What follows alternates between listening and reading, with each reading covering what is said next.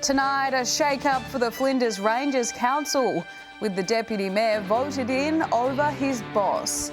And the little girl looking after local lizards left shattered after thieves steal her reptile warning sign twice. From our 7 Spencer Golf Studios, your nightly news with Madeline Kerr begins now. Good evening, thanks for joining us. Voters in the Flinders Rangers have gone against sitting Mayor Greg Flint, instead electing his deputy to lead the council. Ken Anderson says he'll be focusing on long-term sustainability of services and work closely with neighbouring councils. Ken Anderson is on top of the world, with the Electoral Commission declaring him the surprise winner of the Flinders Rangers Council. Pretty well surprised, but very, very happy. And I'd love to thank everybody that has put their hand up for me. And it's a real honour. The Deputy Mayor defeated incumbent Mayor Greg Flint with over 58% of the vote, 426 to 307, as the Spencer Golf voters went against most sitting mayors. The Mayor-elect says he wants to create new relations with Port Augusta's new Mayor, Lindley Shine, as both council areas share services and tourism. Absolutely. I think this is a great opportunity to reinvigorate some of our partnerships with our neighbouring councils. And I've already spoken to Lindley and congratulated her. And I'll be speaking to the other mayors to see what holds the future for us and to see whether we can work closer together. Mr Anderson's election was welcomed by Council CEO Eric Brown with a handshake. It certainly is a big change, but obviously Ken served as the Deputy Mayor for quite a number of years, so he comes to us with a lot of experience and a lot of consistency, bringing a lot of consistency, a lot of knowledge as to what Council was doing beforehand. So I think there'll be a lot of smooth sailing and steady ship with Ken, and obviously he's got his own ideas on how to take the town forward. Daniel Pizarro, 7 Spencer Golf News.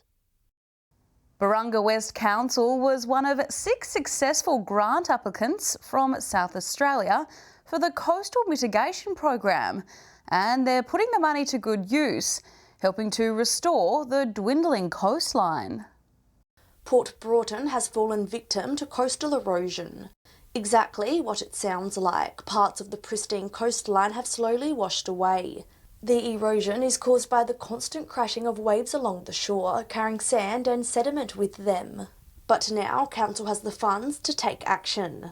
Barunga West Council was very lucky to receive nearly $360,000 worth of federal funding. It's the first grant that we've actually received this year. There's not many grants available. Coastal protection measures Council will undertake include sand replenishment and revegetation. Over 3 years, we're going to dump a series of sand along the beach. Approximately 75 centimetres of locally sourced sand will be built on the beach each year. Council also plans on creating clear access points to the beach. This will actually build the beach up to what it was probably 50 to 100 years ago. That sand will stabilise and the beach will become a sandy beach with lots of vegetation to help keep the sand there. Port Broughton's coastline is popular among locals and tourists, and its long-term protection is a priority of Council and the community. Sand replenishment works around the jetty and foreshore will commence next year after Easter. Annabelle Francis, 7 Spencer Golf News. Takeoff might have been postponed until a later date, but things aren't slowing down for the team at Southern Launch. The space company held a VIP tour yesterday at their facilities at Whalers Way, allowing visitors to wander the site and get up close to a rocket. They say lightning doesn't strike the same place twice. Unfortunately for the AT space vehicle at Whalers Way, it wasn't the case. Yesterday was meant to be launch day, however the rocket became compromised in the weekend storm event. Very severe lightning storm over the weekend, and we are going to check the system totally and then come back to launch again as soon as possible. Despite the minor setback, Lloyd and his team are confident they will return by the end of the year, ready for a launch.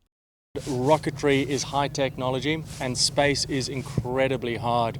So for us to get to this point, yep, we're disappointed, but the team is very, very confident that we will be back. The suborbital vehicle will now be taken back to Adelaide for repairs. We have identified which parts is damaged. However, those parts are within the rocket. So we need to go back to our factory and take it apart. But that wasn't before the team got to show it off on a special tour for VIP guests. The interest that you can see behind me is with a small select group of individuals, and we hope to show more and more people around the nation what an exciting, what an interesting new industry space is. Behind me stands the 10.2 metre long AT Space rocket, which hopes to launch here from Whalers Way in the coming weeks. If all goes well, it will be the most powerful commercial rocket launched on Australian soil. Southern Launch's last campaign spent $1 million back into the local economy, but not everyone is for the rocket launch.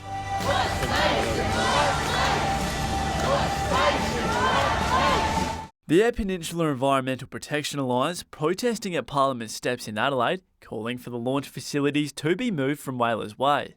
Always open to have a scientific discussion. We've generated a lot of research and put that out in the public domain through the submissions through our environmental impact statement. Henry Millick, 7 Spencer Golf News.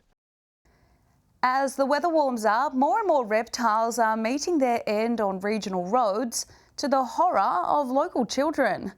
While a council attempted to curb the problem with wildlife crossings, but it's hit a snag, with the new signs being stolen not once, but twice in the past month. Brazen thefts leaving a Whyalla girl heartbroken. This month, 11-year-old Kerry-Ann Jacobs made it her mission to save native lizards from being killed by cars.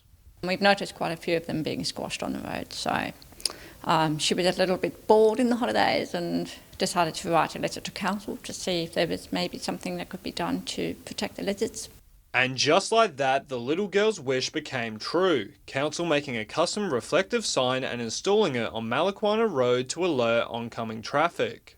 The new addition catching the eyes of locals, so much so that it was stolen within 24 hours. They took it the first time and so we replaced it. And they did it again. It's disappointing when somebody does something like this, so Kerry-Ann was quite sad to see that she was not able to make the difference that she thought she could make. With 2 signs stolen in less than a month, the hunt is on for the callous thieves wasting people's time and ratepayers' money. But the council says all will be forgiven if the signs are returned to where they were stolen from. Just put it in the bushes there next to it, out of sight, and we can go and pick it up and reinstall it. That would be a really nice thing to do. Kerry-Ann's mother says the whole ordeal has been disheartening for her daughter. It would be great if the sign stayed up for just a little bit longer, for my child to know that her little email has resulted in that sort of outcome. It's quite a nice reward for her. Council went out of their way to make this happen. To get this sign installed, so if anyone knows where that sign is, they could contact Crime Stoppers. Edward McCarroll, 7 Spencer Golf News. Still to come tonight, more and more tourism dollars being spent in the Eyre Peninsula. And one of the largest LGBTIQ plus festivals in the country comes to the Spencer Gulf.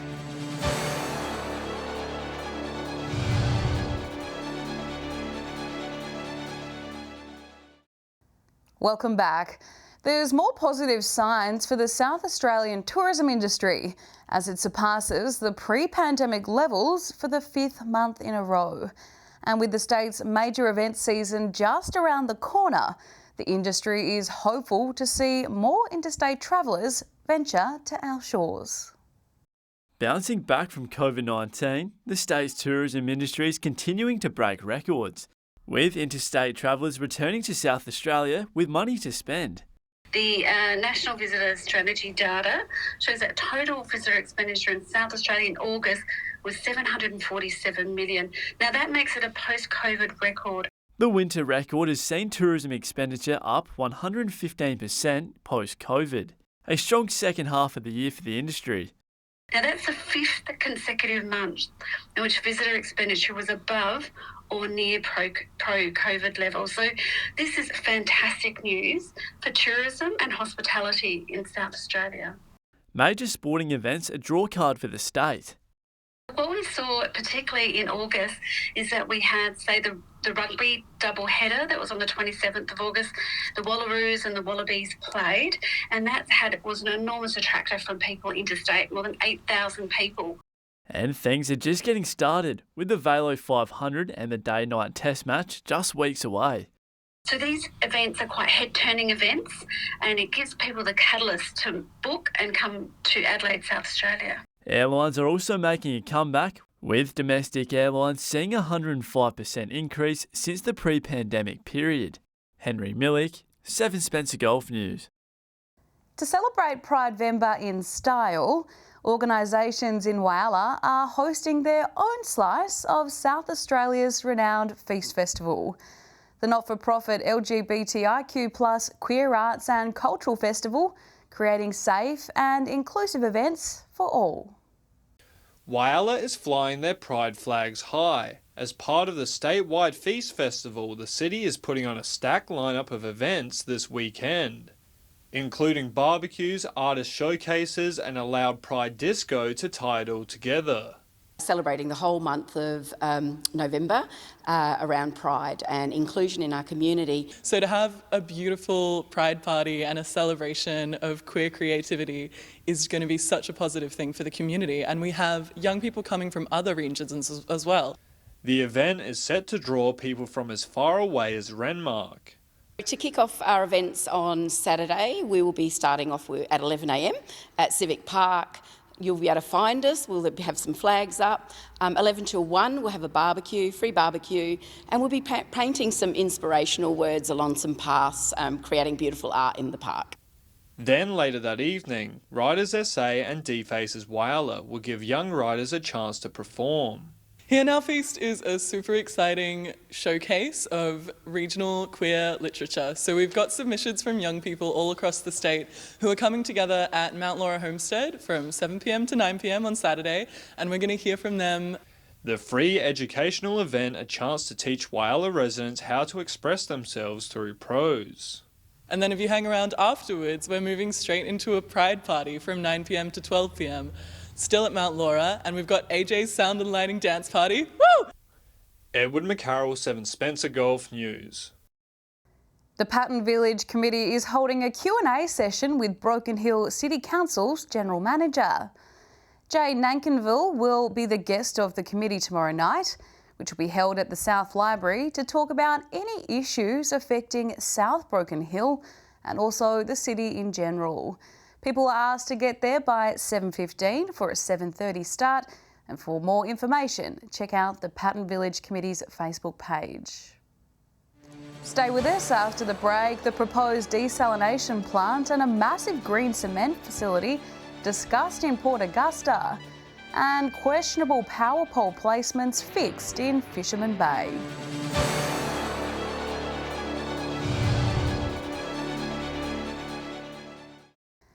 Welcome back. A major infrastructure forum was held in Port Augusta last night to update local businesses about the progression of several major projects in the region. Reporter Daniel Pizarro went along.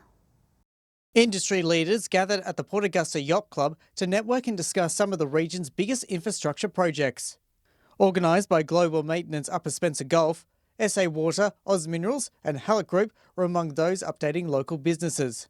It's so important that these businesses can come and give us an update so that others can plan and make preparations to be involved in these projects, or indeed tell others that could benefit from the pipeline of work that's going to come. Other businesses attended, offering to act as a go-between for major corporations and local businesses. Pretty much the local buying program is just an easy way for businesses to be engaged by BHP, and we with CRES make it nice and easy so that they get paid quickly. They have that support through that work. Hallett Group's Fly Ash Dam is already operational, with its green cement hub expected to be underway in 2024, creating a massive distribution port across the country. Port Augusta makes a lot of sense. So who would have thought a few years ago that we'd be turning that fly ash into green cement? And the desalination plant expected near Port Augusta looks set to start up in 2027. Daniel Pizarro, 7 Spencer Gulf News. Residents of Whiting Road at Fisherman Bay have raised concerns about the placement of overhead wires and poles. They say the questionable positioning is restricting their ability to develop their properties. Poles and wires on the move in Fisherman Bay. We had to work with shack owners and SA Power Networks to come up with a strategy to move those poles. In some cases, they were around 6 metres in the wrong place. They were in the middle of properties. The prior pole placement meant landowners were unable to redevelop their land, halted by restrictions surrounding building next to power networks. Over the next few years, we'll be charging ratepayers through the rates for that work. So it's quite amazing, actually, that work has been completed at Fisherman Bay. Moving the poles and wires from their unsightly positions are also set to increase property values. The changes are more than just cosmetic. The properties have actually got new poles and wires as well, so it's more efficient energy use and it looks a lot better. SA Power Networks has put forward a decent chunk of change to the project. $280,000, which is around 60% of the total cost. Annabelle Francis, 7 Spencer Gulf News. Stay with us after the break. Petrol pain in the Spencer Gulf as prices continue to climb. And when will the rain hit? We'll have the weather details with Alex Sykes.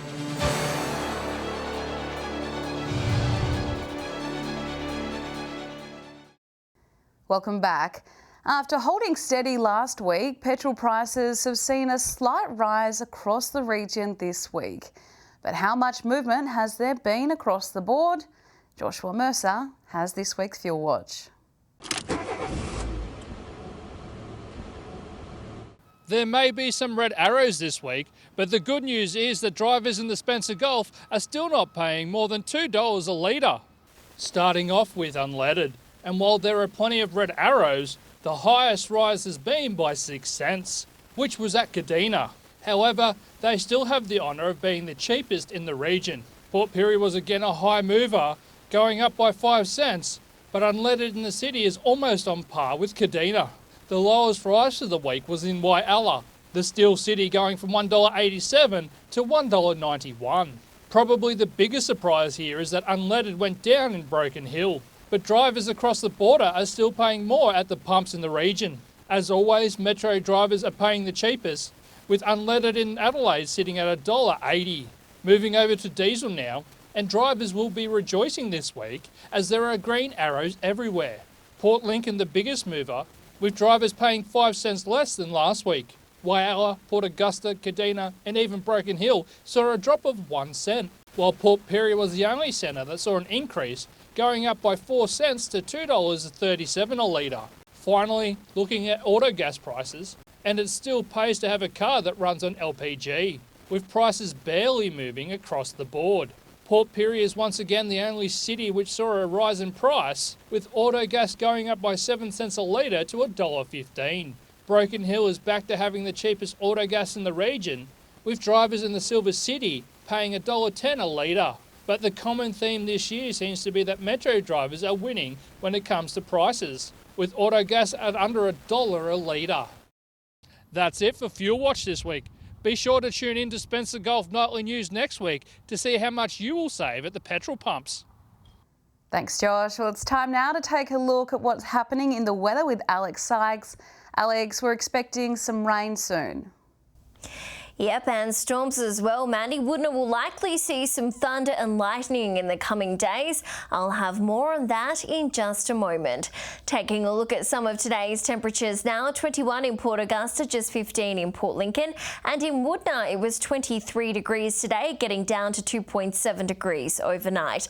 Looking more broadly at today's weather map now, Whyalla reached 18 in Broken Hill as well. Port Pirie top 21 once again.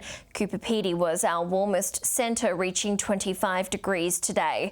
Taking a look at the satellite image now, a high pressure system will move southeastwards to be south of Tasmania later in the week, with winds turning milder and northerly over South Australia. Moving on to tomorrow's weather outlook now, and we'll start with the Gulf waters. East to southeasterly winds 10 to 20 knots, seas around a metre, and south to southwesterly swell around a metre as well. Mostly sunny and 21 in Port Lincoln, sunny in Cleve, 30 degrees in Woodner, sunny as well. 25 in Whyalla tomorrow, sunny conditions, 27 in Port Augusta. Blue skies around Kadina, set to reach a high of 24 degrees there. Bit warmer in Port Pirie, 25 tomorrow, 21 in Clare, and a sunny top of 20 degrees in Broken Hill. Taking a look further through the week now, Friday is when we can expect some wet weather, stormy conditions and possible heavy rain in Woodner, Whyalla and Port Lincoln. Showers and 35 in Cooper Pedy, partly cloudy, and 24 in Broken Hill. It's looking like a rainy Saturday as well, 32 in Broken Hill, 29 in Whyalla, 24 in Kadina and Adelaide. And finally, taking a quick look at Sunday, possible showers in Port Lincoln, Port Pirie and Kadina, temperatures between 18 and 26 degrees. And that's all the weather from me for tonight, Maddie. I'll see you soon with an update. It's back to you. Thanks for that, Alex. And that's the local news this Wednesday. I'm Madeline Kerr. From all of us here, thanks for joining us. I'll have updates a little later, but until then, enjoy your evening. Good night.